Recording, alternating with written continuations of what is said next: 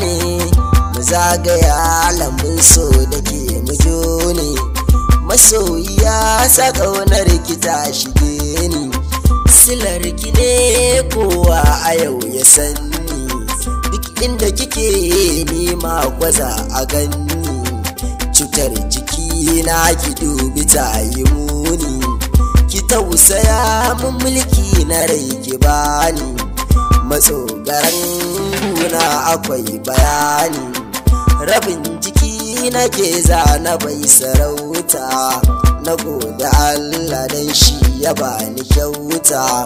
Kalar ki ce ai za a sa mota, da ke kaɗai ni za na so na zanta.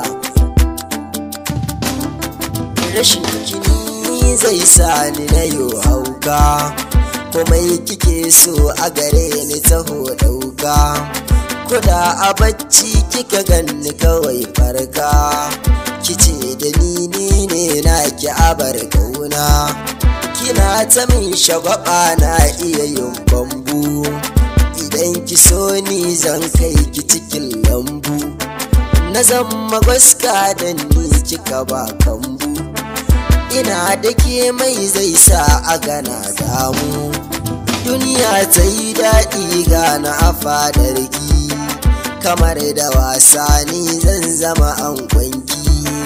Kullum faɗarki nake zuci zuwa baki, kina da kirki ni na yaba halinki. Shi ne ya sanya ni na afkatar kwanki, ki ba ni dama dan in zama jigonki.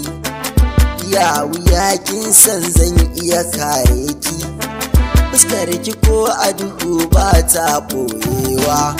Shigar ki ita ma daidai da ta Hausawa, ƙaunar ki har abadan ni ban dainawa.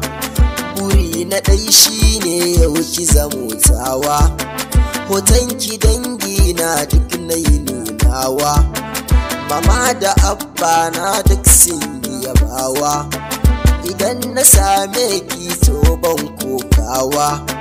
Farin cikin da nake ban iya irgawa, kallon ki shine ke ɗebe mini kewa.